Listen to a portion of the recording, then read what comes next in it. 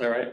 Thank you, Patrick. Yep, as Patrick said, I'm Tim Riley with the department. Been with the Department of Revenue for 2 years now, and serve as the department's legislative liaison and policy director for sales tax. So I know I obviously focus more on sales tax than income or other property tax, other smaller tax types. But I'll try to answer whatever questions you have, and if there's anything I can't answer for you as it relates to this presentation, or if you have other questions in general for the department, we've got some links on our last slide where you can request information, and I'll talk more about that when we get there.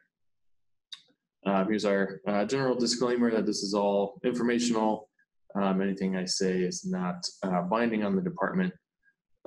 But with that said, we do have quite a few bills to cover here. If you saw this webinar last year, or if you were just paying attention to legislation in 2018, you'll recall that there were maybe less bills, but probably more substance from Senate File 2417, one of the larger tax-led pieces of legislation in the last couple decades, even in the state of Iowa. So I'll mention that bill a couple of times because several of these bills that we'll walk through will address things that were addressed in that bill as well and make tweaks to them. So just keep that in your mind as we go through. But as you see here, we've got several bills.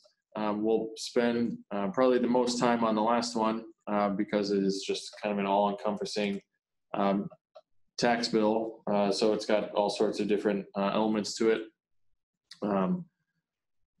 So might as well get started. This first one, Senate File 220.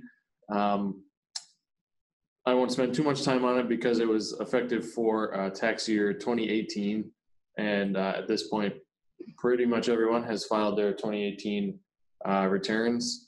But this was a change that certain people around the state were interested in matching, in being able to treat corporations, partnerships similarly to individuals for tax year 2018 for the purposes of Section 179 expensing. Senate File 2417 matched federal limits for Section 179, starting with tax year 2019, but not for 2018 for those entities. So this bill went in and made that change effective for tax year 2018.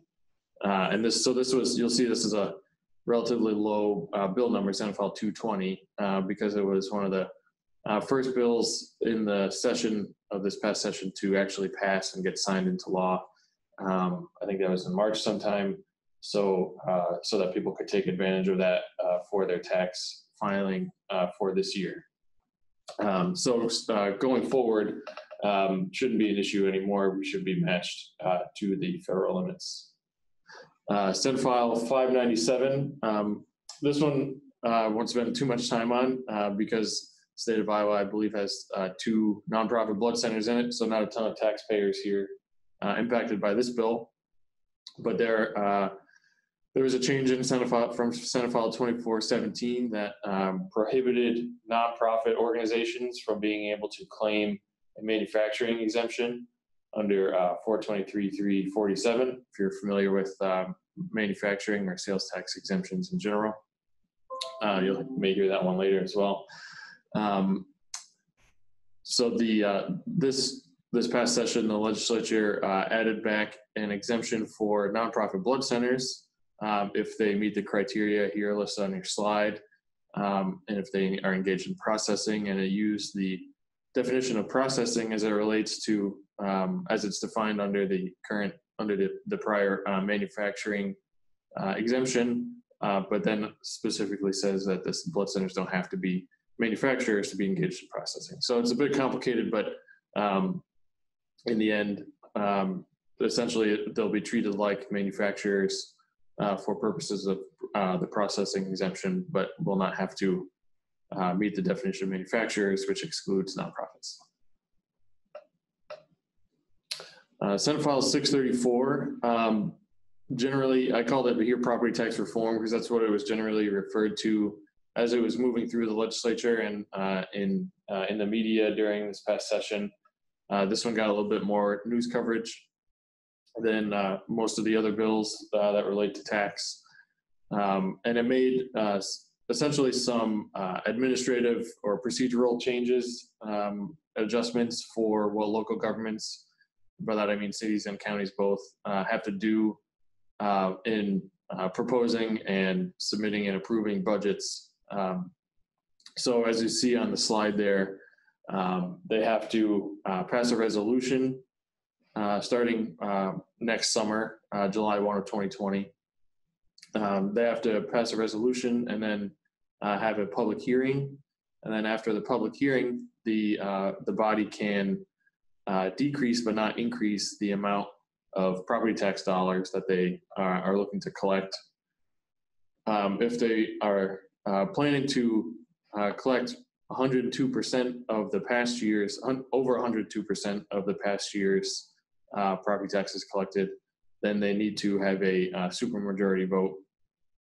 And also, in order to have these extra votes, these extra procedural votes, the law was adjusted to change the certification deadlines for these resolutions being approved to give some extra time for those procedures. The last piece of this that maybe is a little less obvious, but the one that impacts the department actually directly requires city and county assessors to use the most recently issued state appraisal manual. So there was already code language that required them to use an appraisal manual, but there were certain assessors, a handful of assessors across the state that were using even manuals from, I think, 1988. And so in order to try to require more consistency across the state, the legislature added some language that requires all assessors to use the most recently issued appraisal manual within 2 years of its publication. And if they do have concerns or issues with that, they can request an extension from the department. If anyone is wondering, I don't have it here on the slide, but the department will be publishing a revised copy of the appraisal manual sometime this fall before the end of the year. So within 2 years, excuse me, barring any extensions, that's the manual that appraisers across the state should begin using.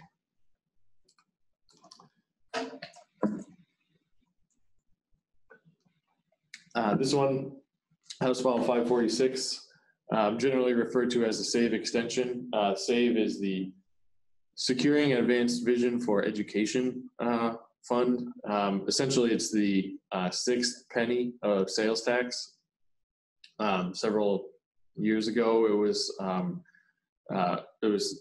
known as the school infrastructure penny, the silo penny, and then the legislature, when it imposed this statewide, changed the name to SAVE, and it was set to sunset in 2029, and the legislature this past session extended that to 2051. There was a lot of push for that among the school boards and other people to allow boards essentially to be able to bond for future projects needed to know that they were going to have that revenue more than 10 years out. So the legislature moved the sunset from 2029 to 2051. I also made a couple of administrative changes, created a new fund to try to implement, to push what's known as the Career Academy Fund, to provide funds for the new Career Academy program. House File 590 spend a minute more on this one than the first couple that we've gone through. This is a bill that had been around in various forms for a couple of years, and finally it got passed by both chambers and signed into law this session. This bill requires tax return preparers, which is a defined term by the bill, to do a handful of things, but starting in January 1 of 2020. So it doesn't impact anything that people are doing currently, but in the near future, it will go into effect.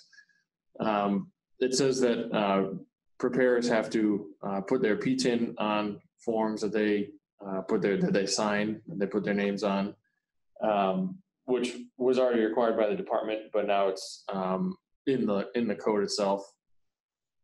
It states that if preparers don't do that, they can be either temporarily or permanently prohibited or enjoined from preparing returns or refunds, and it requires a minimum of 15 hours of continuing education courses for these preparers on subjects prescribed by the department, including 2 hours of ethics. So this is something fairly similar to what CPAs have to do, and attorneys. So on our next slide here, got a little more information about who a tax return preparer is. So the bill, this House File 590, defined it as individuals who prepare 10 or more Iowa tax returns or refund claims, but it's only returns or refund claims filed under Chapter 422, which is income tax, so not sales tax. And they have to be doing 10 or more of these for consideration, so it does not include volunteers in any given calendar year. It also then excludes a handful of other people, other professionals who typically already have these similar types of requirements, like CPAs and attorneys and enrolled agents. And then if an employee is doing this on behalf of their employer, they're excluded. So the department is currently going through our internal process to put together what we expect to the tax return preparers who do have to fulfill this, meet this requirement, what we expect of them. I anticipate we'll have those rules done in the next couple of weeks. I'm not working on those hands-on. That's more for our income tax policy directors and attorneys. But I do know that we're not going to be creating any tax returns, any courses for tax return preparers to take. We're going to essentially rely on the types of courses that are already allowed and prescribed by the IRS. I think there are, if I remember correctly, there are 4 or 5 providers of those currently. So we're just going to say it has to be one of those that's already permissible according to the IRS. So that's our current plan, but we'll have more on that, including the form itself that these tax return preparers will have to complete. We'll have that published in the near future. Quick question on 590. Is that income tax returns only, or are payroll returns included also? I believe it's just income tax returns, but I think I mean the language was used by the bill was anyone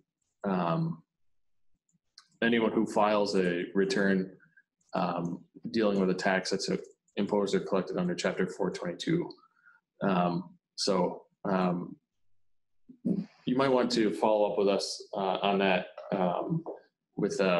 I can ask by an anonymous person, so I can't follow up with you directly. But if you submit your question in writing at the link at the end of the presentation, we can definitely get back to you on that. So Ray's got a question. He's a licensed CPA in the state of Iowa. He does not have a PTIN. Can I prepare Iowa income tax returns without the PTIN? He understands or believes the IRS requires PTINs for everyone who is a paid preparer. My understanding is that if somebody, and this is before this bill went into effect, if somebody filed a return on behalf of another person in the state of Iowa as a preparer and did not include their PTIN, we would send that back to that preparer and ask them to include that information. So that probably won't change for folks who are CPAs. If I'm missing something in that question, let me know though. All right, House File 767 was a bill. Is a bill that created. There are essentially three large portions of this bill. Three main portions. The first relates to registration fees. As you can see here on the slide, it added some new fees for electric vehicles. So there are different types of electric vehicles, battery only ones, or plug-in hybrid ones, which are run on standard fuel or battery power, and then motorcycles. And so you can see the prices here for registering, and these are in addition to the currently imposed registration fees from the DOT, well, from current code that you pay to your county treasurer every year to register your vehicle. So this portion of the bill goes into effect starting January 1 of this coming year. You can see the prices increase over the next couple of years, up to $130.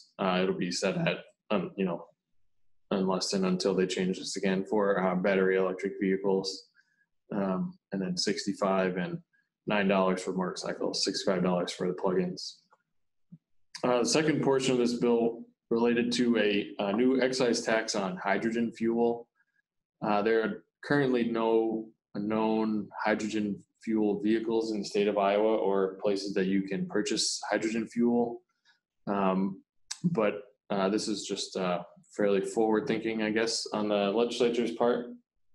And you can see the tax will be imposed at a rate of 65 cents per gallon on hydrogen used for both the hydrogen and the electric fuel, which we'll come to in a second. The goal of the legislature and the folks who were helped create this bill was to basically work these types of fuel into the existing structure for who has to collect and how. That's under Iowa Code Chapter 452A. So you can see that it'll essentially be, the goal is to essentially treat it the same as other types of gas that are collected under those chapters. The hydrogen fuel excise tax does go into effect on January 1 of 2020, so in a couple of months. But as I said, as far as we know, there are no hydrogen fuel vehicles in the state of Iowa right now. So perhaps in the future, this will have more of an impact. What will have a bigger impact probably, but doesn't take effect right away, is the electric fuel excise tax. You can see the legislature imposed a tax of 2.6 cents on per kilowatt hour of electric fuel. And electric fuel is essentially just electricity that's put into a battery or other storage device that goes into a car at a place other than a residence. So if you charge your car at home, you're not going to get charged an extra tax. And again, there's a typo here where it says hydrogen. Should say electric fuel on the slide, but I'll try to get a corrected slide here to Patrick in the near future. The goal is to collect it, administer it in the same fashion as other fuel excise taxes. There was language added specifically to exempt or to clarify that public utilities are not going to be held responsible for collecting or monitoring the usage of electric fuel. There's still question as to how the 2.6 cents per kilowatt hour will be calculated and attributed to fuel that gets that flows through a charging station into a vehicle. But this doesn't take effect until July 1 of 2023.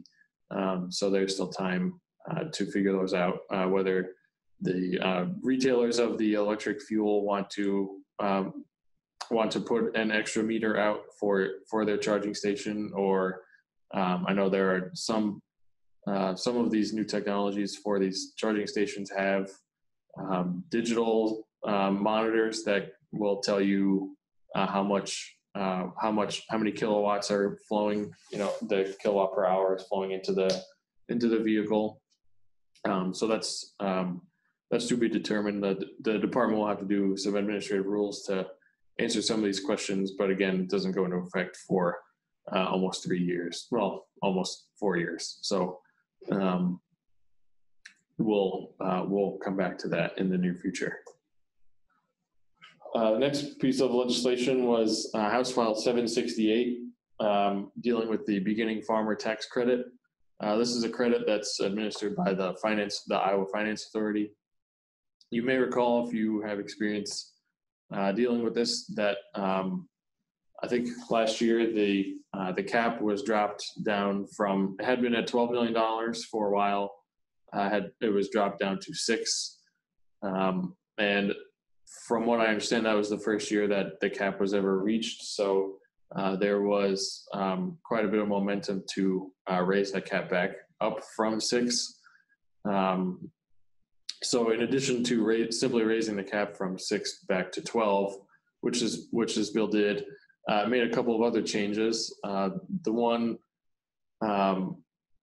notable one, at least in terms of the administration of the program, is the third bullet on your slide there that says if somebody is awarded a 3 or 5 year term for the credit, then all of the money that they are awarded for that whole term of the credit will be attributed to the year in which they're first awarded the credit.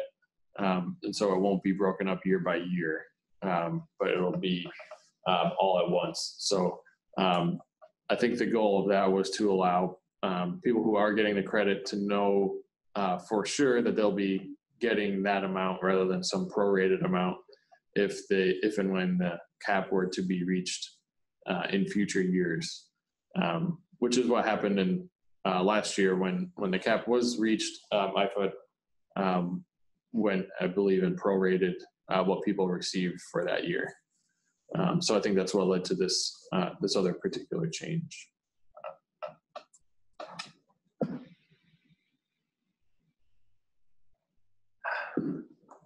House File 778, another piece of legislation related to agriculture, ag production. This one pertaining to capital gains of property used in farming. There were several changes to capital gains in Senate File 2417. All of those have not taken effect yet. They're set to take effect whenever the revenue thresholds that were created in that bill are reached, which is no sooner than 2023. And if it doesn't happen in 2023, then it's any year thereafter. And those thresholds were, I think, if I remember correctly, about $8.3 billion of net revenue to the state and growth of 4% over the prior year. So if in 2023 the state revenues grow at 4% over the prior year and reach or exceed 8.3 billion, then those triggered trigger changes will take effect. And if not, it'll just be whatever year that happens first. So with that said, one of those changes was related to capital gains. This House File 778 essentially broadens who can claim it and what it can be claimed for. Broadens the definition of relative to include the folks you see there on your slide: owners, members, partners, beneficiaries. of an entity. And then it removed a couple of restrictions that were imposed on capital gains claims under Senate File 2417. Namely, those two that you see there on your slide relating to restriction on claiming the deduction for sale of real property if the person who received it in the transfer then subsequently sold it within 5 years of that first receiving it, then the original owner wouldn't be able to claim it. And then also relating to whether it gets added into the net income for determining an operating loss.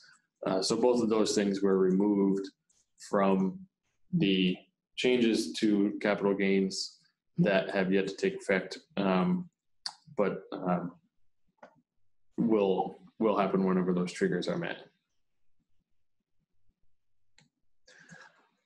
So this coming to House File 779, this is, I just referred to it here as a omnibus bill because it has all sorts of pieces. Some of it were suggestions for cleanup from the department. Some of it was definitely not. I'll try to point out some of the stuff that we recommended. And I've broken it up here tried to organize it by different tax types. So we can start with the income tax pieces. The qualified business income deduction is a new piece that was, Iowa, I don't think, if I remember correctly, is not yet coupled with that, but will be for tax years going forward. That's something that was added, it's something created at the federal level by the Tax Cuts and Jobs Act. And so we're tweaking trying to provide, this was a department suggestion to try to be a little more specific in the references to the Internal Revenue Code provisions that discuss this deduction. So that was included in the bill. Related to the school tuition organization tax credit, which is a fairly popular one, seems to be getting more and more popular each year. There were two pieces that we suggested as clarifications to the existing code language. The first was that the board who's allowed to control an STO doesn't have to be exactly 7 members. We just said at least 7 members now is how the code language will read going forward, because there were boards that were allowed to use STO that were more than that, despite the actual code language. And also the code prior to this bill said that the awards were going to be approved on tax year basis, but in practice that was not practical. So the department had been doing calendar year. So we got the legislature to go in and change tax year to calendar year. So nothing will change in terms of how we administer it, but just some clarifications in the code for how it works at the department's level. The more interesting piece of this probably is that the cap got raised to $15 million. I think that was a $2 million increase from what the legislature increased it to last year. In Senate File 2417, I think they bumped it up to 13, if I remember correctly. And this has been going up almost every year by another $1 million or $2 because it's a fairly popular credit. The early childhood development credit, that's another department recommendation.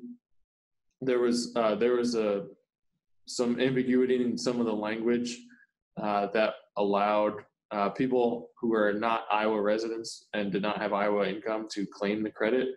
They would just have to file a return in the state, and they would be able to claim it. And in checking with the legislators, that was not the intent of the credit. So we added suggested some language to tighten that up, to clean that up for the legislators, and they included that in the bill. Also on the franchise AMT. In Senate File 2417, the legislature made a couple of changes to the definition of AMT as it related to corporate AMT, and then also repealed it in the future on January 1st of 2021. Just kind of an oversight was that they did not address these things as it related to AMT for franchise tax. And that was, we pointed that out to them, and they agreed that that was an oversight. So they both modified the AMT definition for franchise to bring it into line with the Internal Revenue Code, similar to the corporate AMT, and then also set to repeal it on January 1st of 2021, same time as corporate AMT repeals. Before we go on to the next one, Tara, I had a quick question. Can you repeat the size of the board requirement that you talked about during that STO portion? Sure. Yeah. So that was, sorry, I kind of rushed through that. The board has to be at least 7 members. I think the code language prior to this change said, it just said a board of 7 members, didn't say at least or exactly or anything else. So the way I read was you could read it to be only 7 members, but going forward, it'll be boards of 7 members or more. See any other questions I think we can tackle now? The QBI, whether that starts with 2019, I believe that's correct, but I'm not the income tax expert. I know we have guidance on that. If you were to go to on our website, which I think we have a link to our tax reform page on the last slide. I know we have some guidance that lays out all the different dates for when we couple with things when we couple with the federal changes from the Tax Cuts and Jobs Act and other pieces of the Internal Revenue Code. I think that's, so I want to say I think that's right, but I don't want to say yes. But I know we have guidance on that for sure. So I would double check that. Awesome. Wanda, thank you for that question. We can go ahead and keep going. Sure. So a couple more income tax related provisions from House File 779. We also suggested a change to the like-kind exchange treatment that's referred to also as Section 1031 exchanges. That's the code section of the Internal Revenue Code that provides for this. Similar to the change that I discussed earlier under Senate File 220 as it related to Section 179 expensing, the language that was used in Senate File 2417 did not include corporations in the changes to like-kind exchanges in that bill last year. So we brought this up with the legislators when they were, they were moving Senate File 220 and said, that rather than address this issue, in a short time crunch next year for like-kind exchanges, you might want to just include this in your bill, in another bill for this year to address it for tax year 2019. So they agreed and added it to this bill as well. They also codified the 4 current income tax checkoffs. There had been language saying that 2 were set to drop off every year. Those 2 that were, I believe, if I remember right, set to drop off this past year were the Veterans Trust Fund Volunteer Firefighter one, and then the Iowa State Fair Fund. So the legislature went in and added those back along with the other 2 that had gotten more checkoff funding. So those are all 4 of those will still be around. A minor change to the research activities credit. There were some significant changes to that from Senate File 2417 in terms of who could claim it. It limited it to 4 different types of industries. One of those from Senate File 2417 was life sciences, and by rule, the department had included in the definition of life sciences the term agri-science, but there was a push to add agri-science as a statutorily permitted industry that could claim research activities credit. So that got added. Should have no practical impact on how the department handles that going forward. No fiscal impact to the state, because people who would qualify under agri-science were already included. But that's just a definitional change there.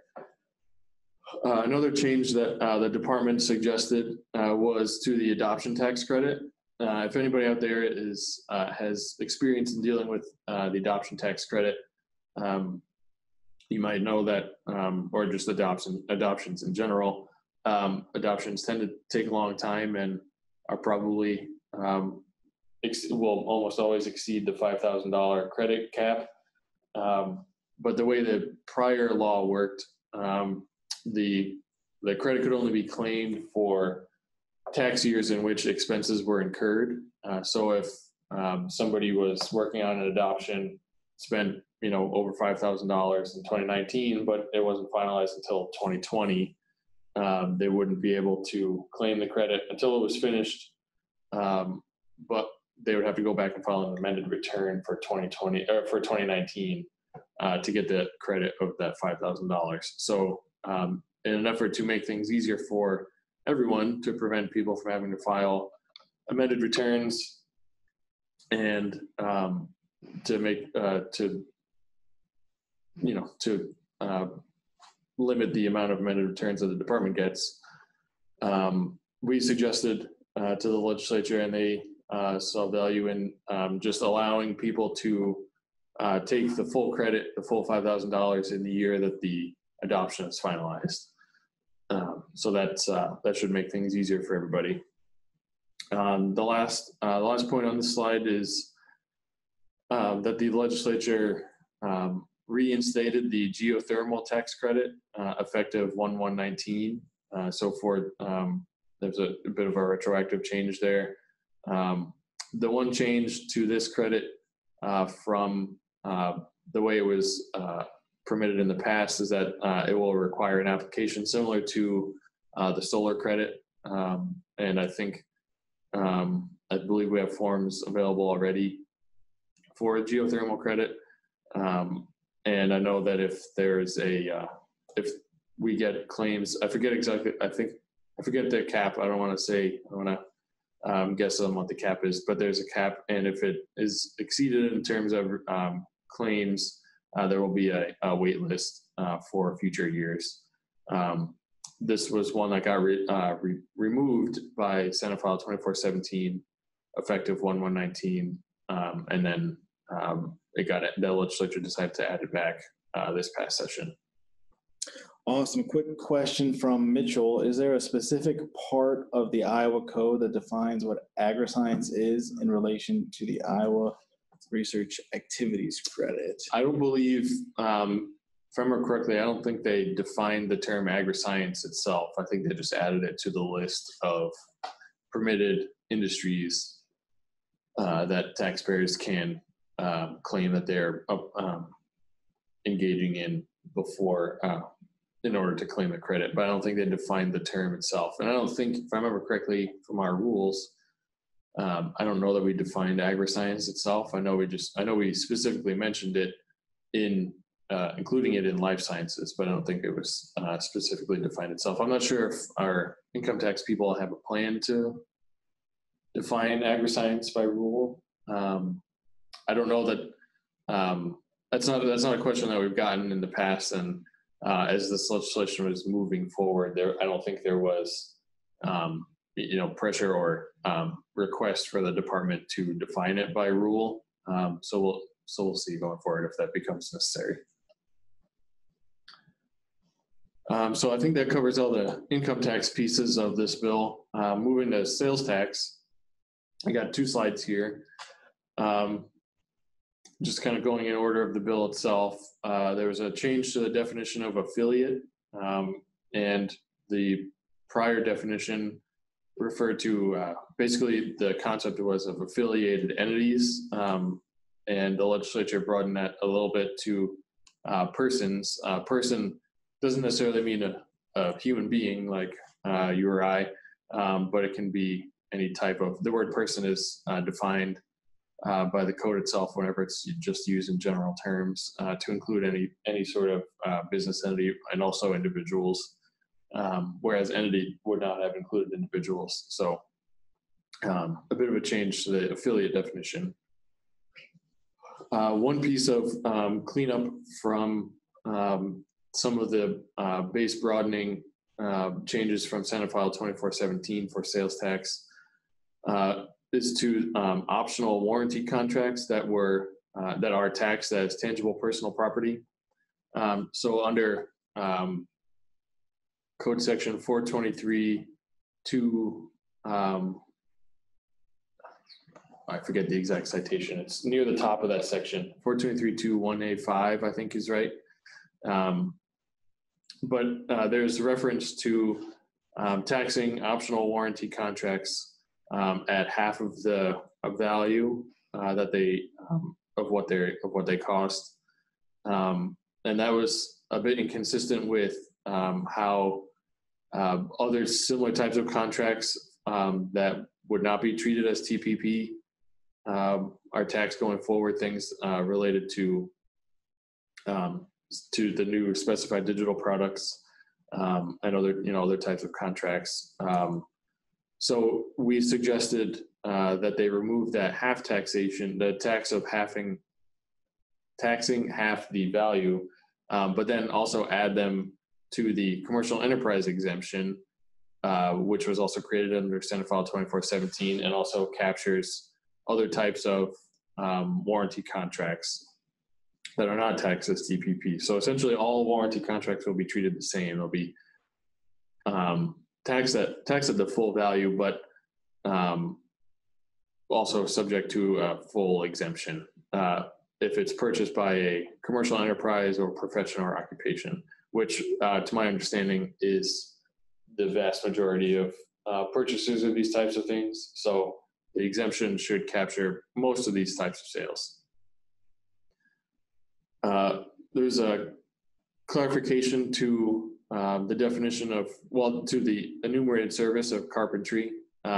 Prior to this change in 423.2.6, which is our list of enumerated taxable services, which just said carpentry, period.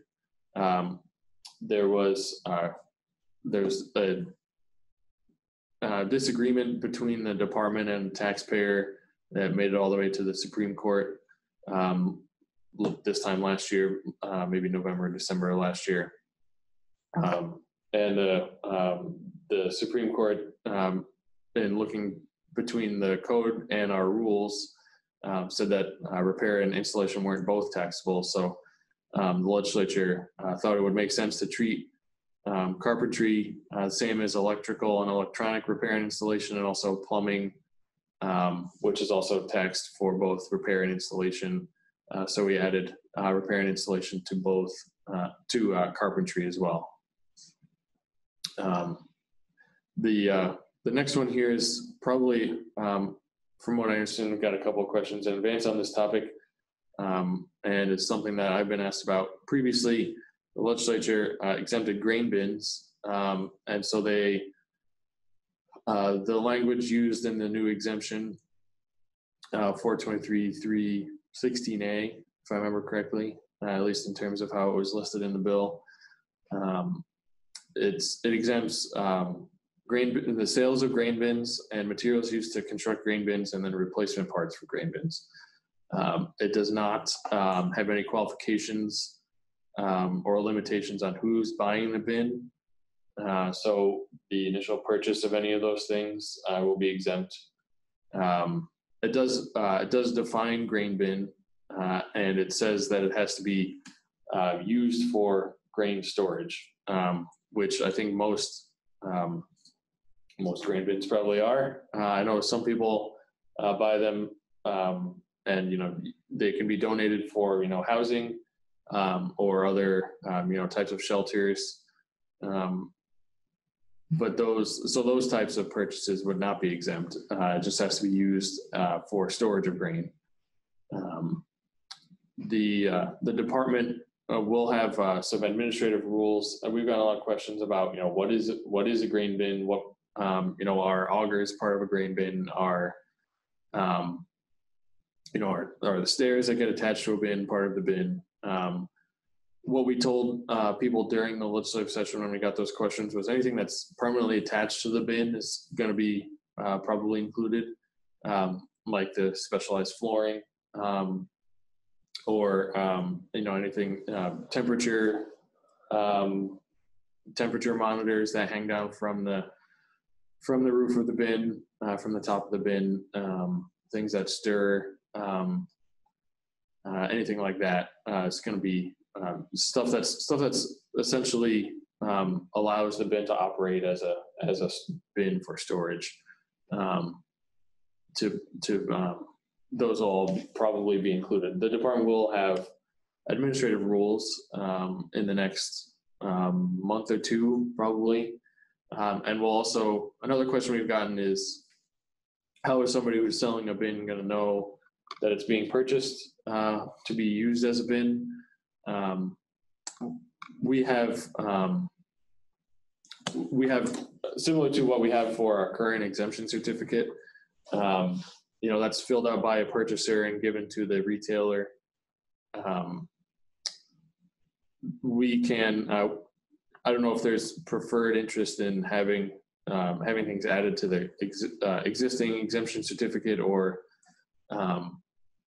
we can create a new form just for grain bin sales, but some type of form where the purchaser attests to the fact that they're going to be using it as a bin, and then the seller, the retailer, can rely on that.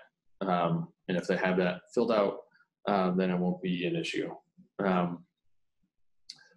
See a question there for bins on the labor. No, this does not impact, this change does not impact the taxability of labor. No. Got 10 minutes left, so I've got a couple of slides here. So I'll try to pick up the pace a little bit, but there was a change to M&E's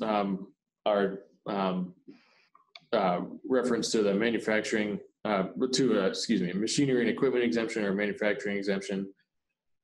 There was a change. So this piece of the exemptions got modified in 2016. And then there's an exclusion from the exemption for utilities that did not get changed. And the legislature was brought to their attention, and they realized that they did not mean to not change the exclusion from the exemption. So they made the change here retroactive to the change from 2016, so all the way back to 1/1/16. They also, in relation to a change from Senate File 2417 of last year, there was a change in the definition of who is a manufacturer, and it provided, I think, 5 different types of activities that if a business is engaged in those activities, which included construction contracting, farming, providing healthcare, transporting for hire, and I forget the 5th one off the top of my head, but it just said if they're engaged in any of these activities, then they're excluded from being able to claim the exemption. And so the legislature went and added the word primarily, so that it applies to businesses that are primarily engaged in those types of activities. And we typically say primarily just means more than 50%. So that gives a little more flexibility there. Also related to some of the pieces from Senate File 2417, the legislature this year went in and removed the 200 transaction threshold that was added for remote sellers and marketplace facilitators. If this is something you've dealt with, you recall last year they added effective 1/1/19 thresholds for out-of-state sellers to have to collect sales tax in Iowa. And those thresholds were if they collected $100,000 or more in gross sales, not taxable sales, but gross sales, or had 200 separate transactions into the state of Iowa.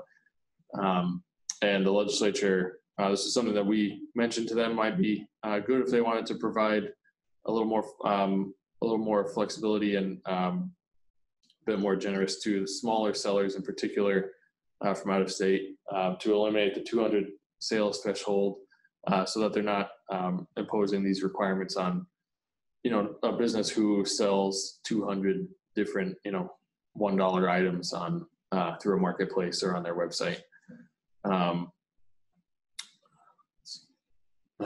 Made a couple of changes to the vehicle rental excise tax to try to bring into line the definition of rental price to match the definition of sales price for Chapter 423, which is general sales tax, to make it easier for businesses who do have to collect both vehicle rental and sales tax to be able to collect the tax together.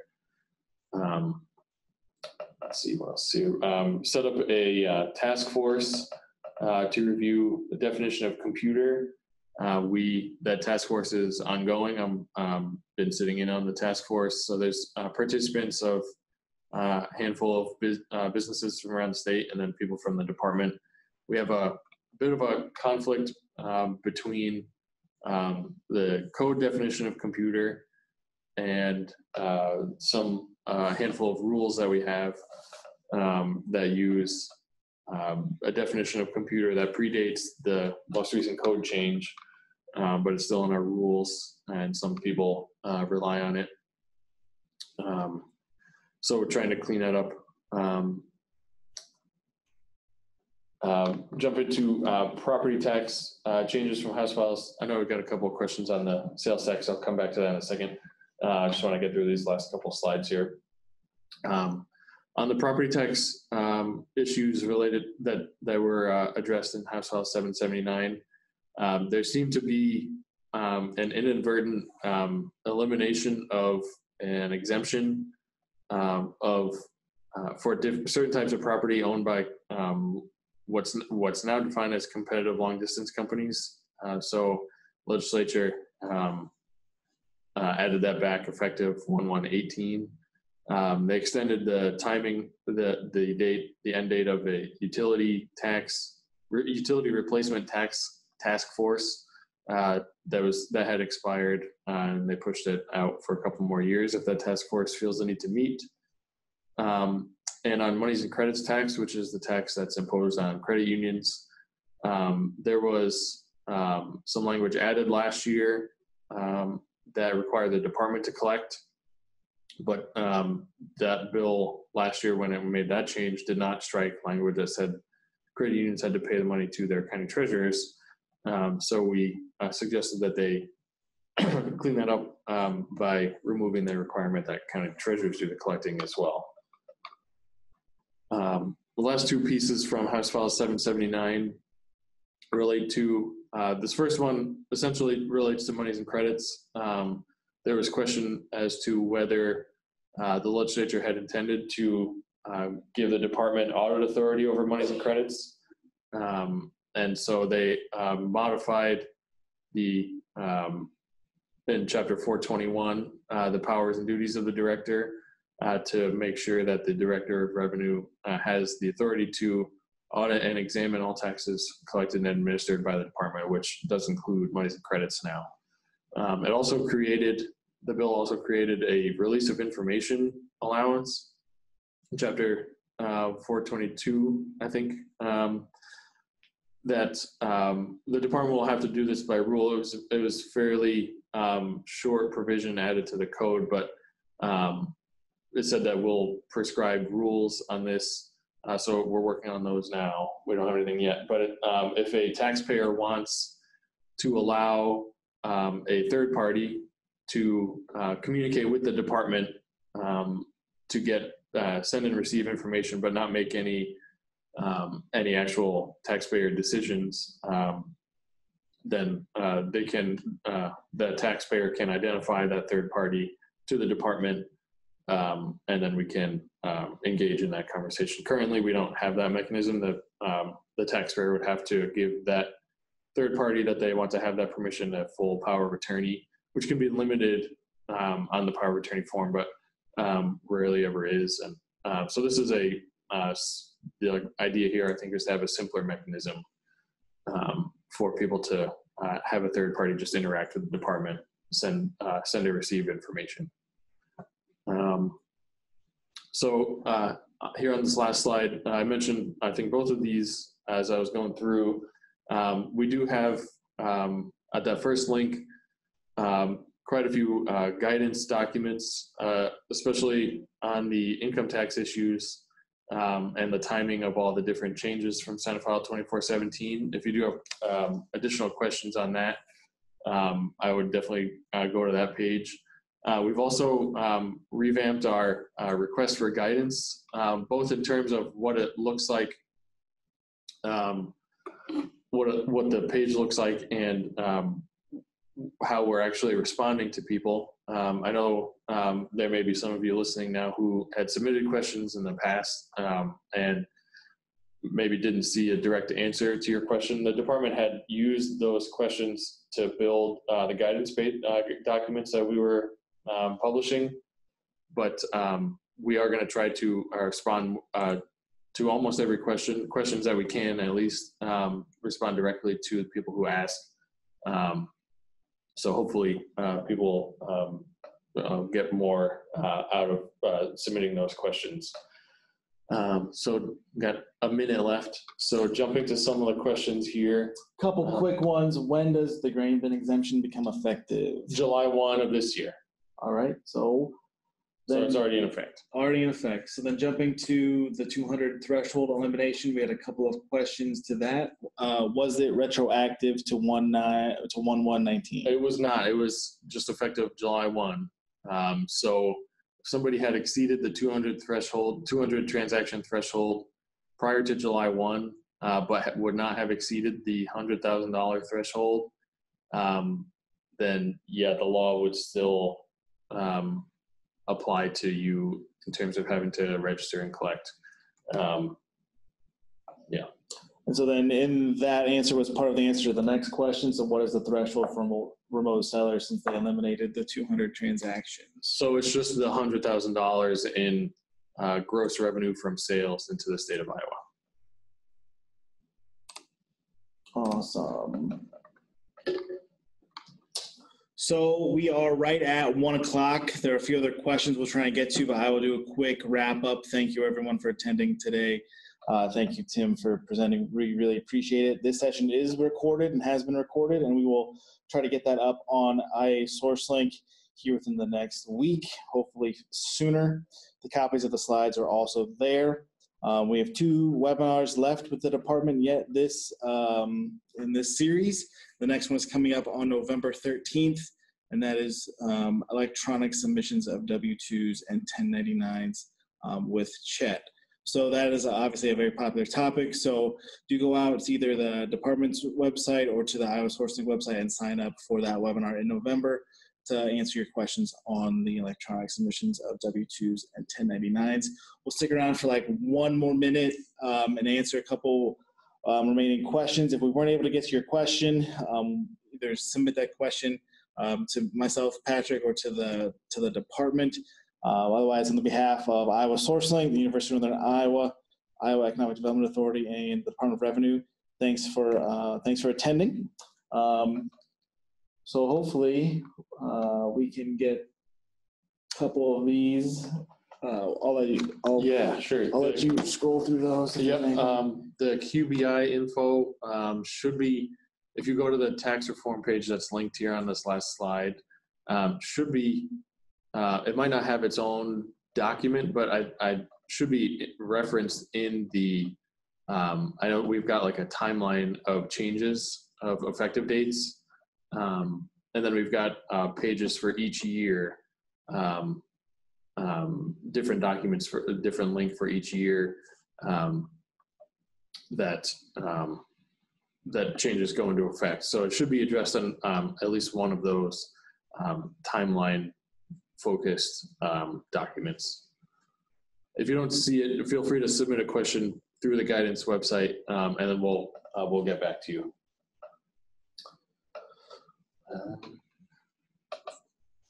Let's see, the PTIN tax return preparer question, that starts for returns filed on or after 1/1/20. So it'll be for returns for 2019 tax year and going forward. I do not know the answer to the question on the Schedule A. That's beyond my scope of knowledge. So I would suggest, Phil, I would suggest sending that one in, or maybe Patrick can send me this list of questions. Yep. Hey, Terry. Yep. Terry's provided a quick link. I'll flip that around and get it posted on the QBI piece. That one. Oh, the refer piece. Yeah, I skipped over that one as I was trying to rush through. So in addition to requiring remote sellers, out-of-state sellers, and marketplace facilitators to collect the send file 2417, also created in section 423.14a a requirement that a referrer collect tax and also file monthly reports with the state, with the department. So Senate File 2417 was created and passed before the Wayfair decision that came out in June 21st, I think, of last year. So if you're familiar with sales tax, you probably know the Wayfair case. And so the refer piece,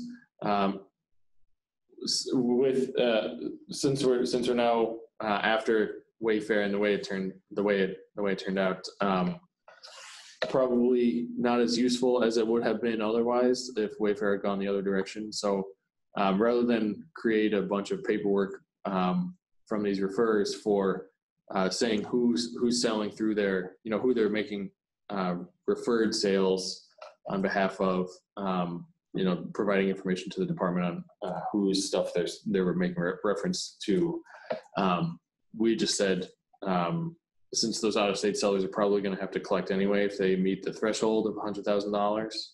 I mean, if they do meet the threshold, they have to collect, but they're probably going to have to collect anyway. And so let's just turn off the refer provision, but leave it there in case the law ever changes, if the Supreme Court goes back and, flips Wayfair, or there's some other legal decision to negate the impact of Wayfair. So the referral language was left in the code, but we just added a provision that said this only takes effect upon rulemaking by the department. Awesome. Well, thanks again, everybody, for attending. Thank you, Tim, again, for answering those questions. We're now well past our end time, so we're going to go ahead and stop it here. If you have other questions, please consider submitting them to the department. We will follow up with those as best we can. Otherwise, we look forward to seeing everyone back here on November 13th for our next webinar. Take care.